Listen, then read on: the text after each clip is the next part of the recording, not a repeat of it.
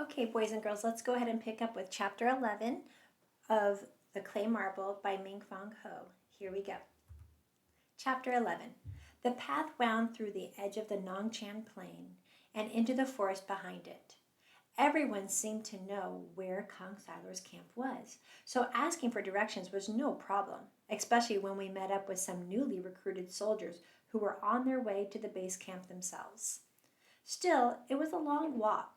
My bare feet, which had been sore from all the walking the day before, were tougher now. Perhaps they would soon be like Shanae's, I thought, so thick and calloused that they wouldn't feel anything. For now, though, I still missed my sandals. Just as I was about to suggest a rest, I noticed that the thickest of trees and bamboo groves had thinned out, and in the distance there was a clearing. We could hear the sound of men singing, and cautiously we made our way closer. From behind some thick bushes, we watched as rows of men, all carrying rifles, marched across a square of tamped down earth. Following the loud commands of an officer, they paced up and down, sharply turning left or right at his every order. Then they lined up in the center of the square and faced the flagpole there. Starkly silhouetted against the twilight sky was the blue and white Khmer Sarai flag. At a signal, they all saluted the flag and started singing a strident song with words like liberation and freedom mixed with blood and death. That's the national anthem for the Khmer Sarai, Shanae whispered to me in my ear. Well, I don't like it, I whispered back. Perhaps it was the lengthened shadows, or the persistence of all those soldiers bristling with weapons, but I felt uneasy and scared. Shanae led the way down a path that veered off from the square farther into the camp. We paused at a narrow wooden bridge that spanned a deep trench, stretching along one side of the square. There were bamboo spikes on the bottom of the trench. I shivered. What do we do now? Do we start looking for my family? I asked. Shanae seemed uncertain and subdued. I'm not sure, he said.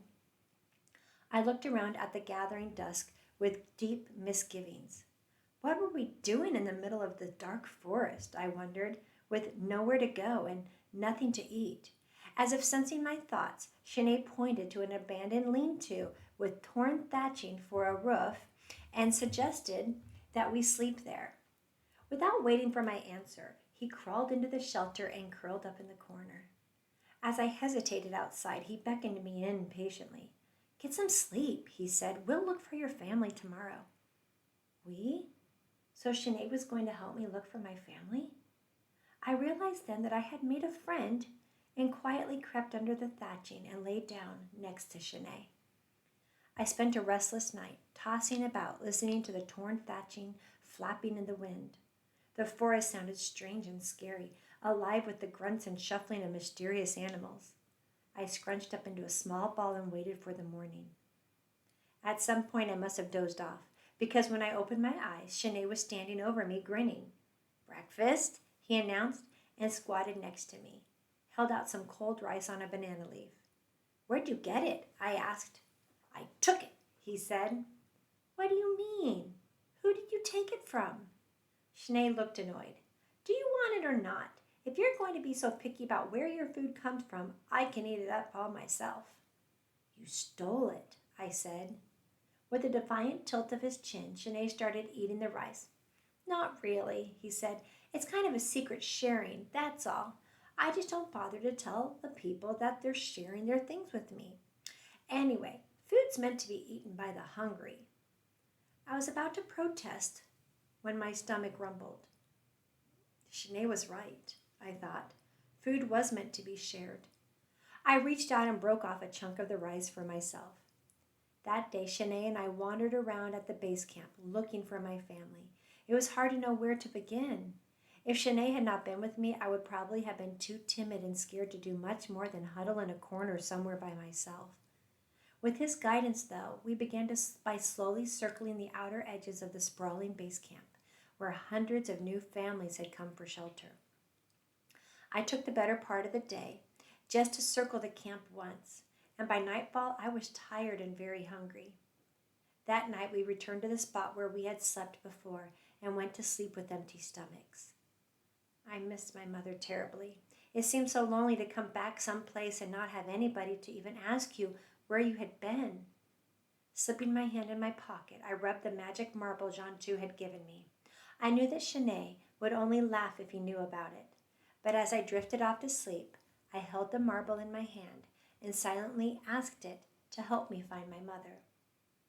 The next day, we continued our search, making a smaller circle inside the first one. But again, there was no sign of my family. The disheartening thing about looking was knowing that more families were coming in every day, as the shelling and fighting outside the camp had picked up again, and I couldn't go back to the stone beam to check if anyone was waiting for me there. Since it was now too dangerous to walk back to the open fields at Nong Chan, the only thing I could do was to wander around the military base camp, peering into the faces of every person I saw. I was surprised how I could slip in among groups of people and look at them without their taking the slightest notice of me. But as I began to know my way around the base camp, I began to enjoy being unnoticed. It meant I could be wherever I wanted, whenever I wanted. I was also learning how to scrounge for food on my own. Unlike Chenet, I never actually stole food, but I found that if I edged up close to a family at their mealtime and stared, refusing to budge even if they tried to wave me off, they might offer me a scrap of food just to make me go away. Still, the handfuls were never very substantial, and more often than not, I would go to sleep hungry. Late afternoon on the fourth day, Chenet and I had completed our sixth and smallest circle around the camp, and still found no sign of my family.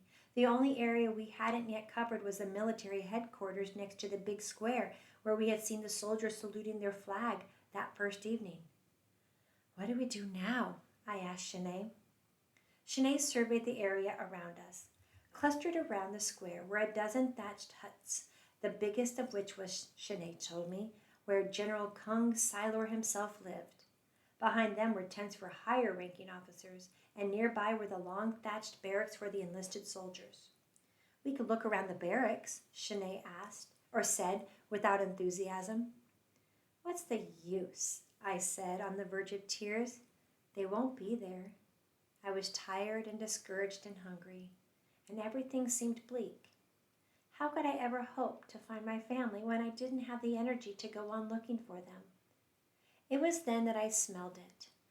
Something so wonderful that I suddenly was alert. Roast chicken. My nose was never wrong.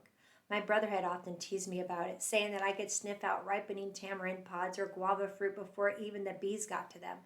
I sniffed the air now and knew that it was roasting chicken. The smell was coming from the cluster of thatched huts across the ditch, where the kitchen for the officers must be. I nudged Chenet. "Let's go take a look over there," I said. Quickly we made our way across the square to the cluster of huts. The smell of the chicken was stronger, and I was sure it came from a long thatched building near a large tent. As we passed this tent, I saw a group of men sitting inside, on a platform built of split bamboo, their rifles leaning against them. At their center was a bare-chested man who seemed to be doing most of the talking. His voice was low, deep murmur. Gleaming against his brown chest was a large white crescent dangling from a gold chain that glinted in the late afternoon sun. As I stared at it, the man glanced up and saw me. He frowned, as if about to say something, but Chenet tugged at me, and I walked past. We approached the kitchen and peered into the doorway. It was dim inside, and except for the flickering light cast by the charcoal fires, the long room was in shadow. Moving among the shadows were some people fanning the charcoal fires, and roasting over the glowing embers were rows of skewered chicken, the skin a glistening golden brown. My mouth watered. I could almost taste the tender meat as I imagined biting into a piece, tearing at the crispy skin. I glanced at Chenet. Without a word, the two of us crept closer. There was no one outside, and the doorway was unguarded, except for a little furry monkey chained to the doorpost. Motioning for me to stay by the doorway, Chenet tried to slip in. The monkey bared its fangs at him and shuffled forward, dragging its chain noisily behind it. Chenet eyed it warily. I saw a bunch of bananas hanging on the other side of the door, out of the monkey's reach. Quickly, I twisted one off and tossed it at the monkey. It hesitated, then snatched at the banana, and Shanae was able to slip right past. Keeping as close to the wall as he could, Shanae inched his way toward the closest row of chickens. As I watched, my heart pounded. He darted out of the shadows and tore a drumstick off a roasting chicken. He looked around, saw that no one had noticed him, and quickly tore off another one. Then, flashing me a triumphant grin, he sprinted to the door. I had been so engrossed in watching him that I hadn't seen the monkey finish its banana and dart back to the doorway. When Shanae ran out the door, it suddenly lunged out, screeching. Startled, Shanae kicked at it, but missed. Yammering furiously, the monkey hurled itself at Shanae, snarling and baring its pointed white teeth. It might well have bitten Shanae had the metal chain around its neck not pulled it short, but just inches away from his ankles. Alerted by the sound, one of the cooks rushed out of the kitchen and grabbed Shanae's arm. Shanae struggled, trying to twist free, as a cook yelled for help. From the other direction, the tall, bare-chested man appeared. "What's going on?" he demanded. Scared, I tried to run past him, but he caught me by the wrist. "Who are you?" he growled, bending down to look at me. The white crescent-shaped object dangling from his chain I saw now was a huge tiger's tooth. He shook me by the arm roughly. "What are you up to?" he asked. I opened my mouth, but no sound came out. "They were trying to steal food, sir," the cook said, still hanging on to Shanae. "Stealing food? How dare they steal from Kung Silor?" the man with the tiger tooth demanded. I swallowed hard. So this was the leader of the base camp.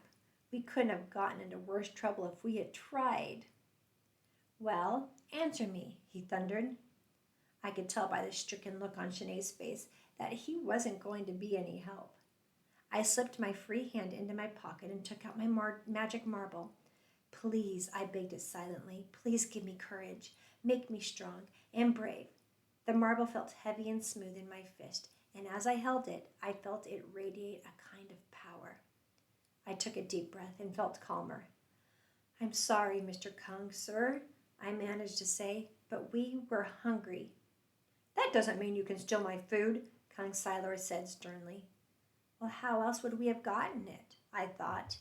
To my horror, I found that I had spoken the thought aloud. Was that the magic marble at work?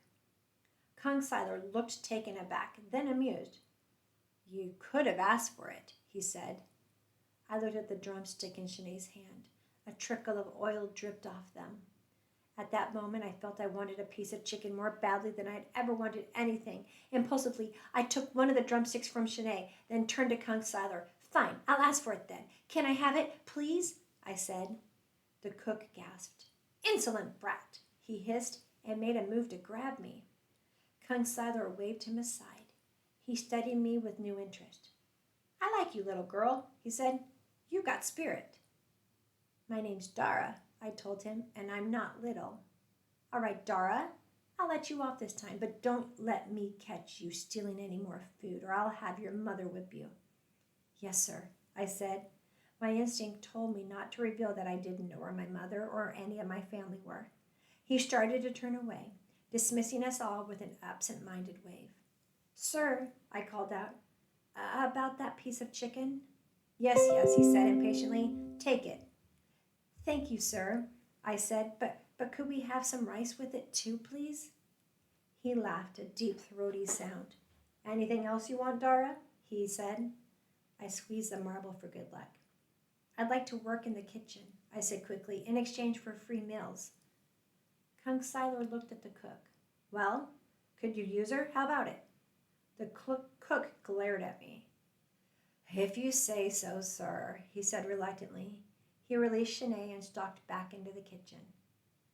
When we were left to ourselves again, Shanae looked at me with something close to awe. "Kung Silor is right," he said. "You've got spirit."